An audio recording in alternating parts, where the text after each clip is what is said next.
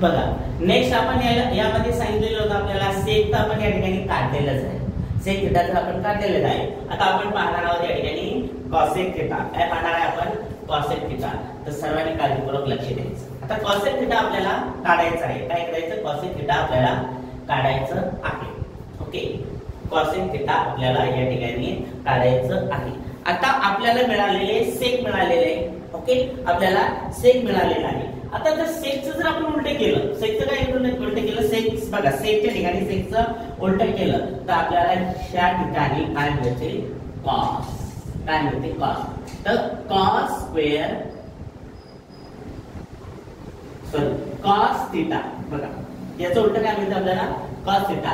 तर cos theta equal to 5/30. 5/30 काय मिळते आपल्याला? 5/30. आणि आपल्याजवळ आयडेंटिटीज ऑलरेडी आपल्याजवळ ही आहे. म्हणजेच काय? वी हॅव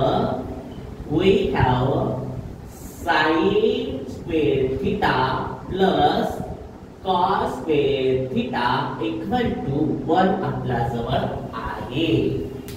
कळलं? आता आपल्याजवळ आहे.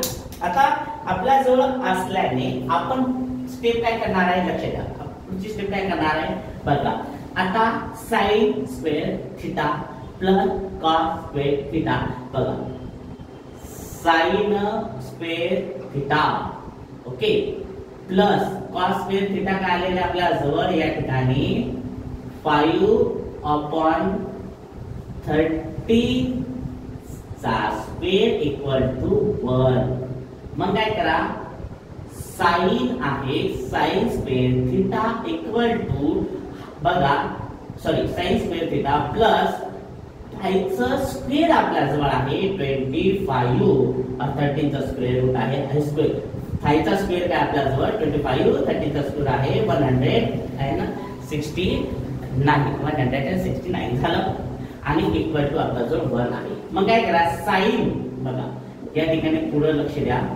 Sine square theta okay equal to 1 minus 25 169 अशा प्रकारचा आपण या ठिकाणी घेणार आहे.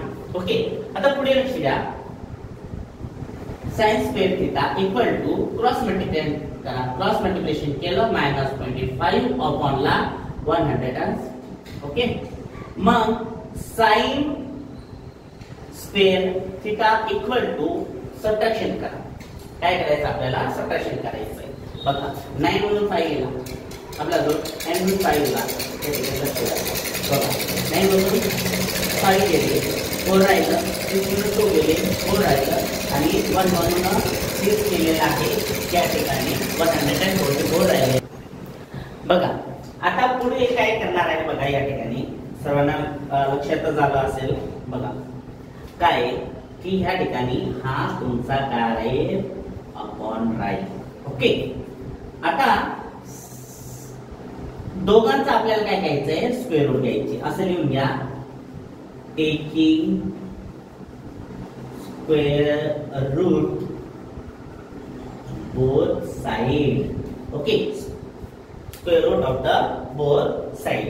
आता square root of both side लिहिल्यानंतर आपल्याला काय करावं लागेल? साइन थिटा इक्वल टू 12 इथं 144 चा स्क्वेअर रूट आहे 12 आणि 169 चा स्क्वेअर रूट आहे 30.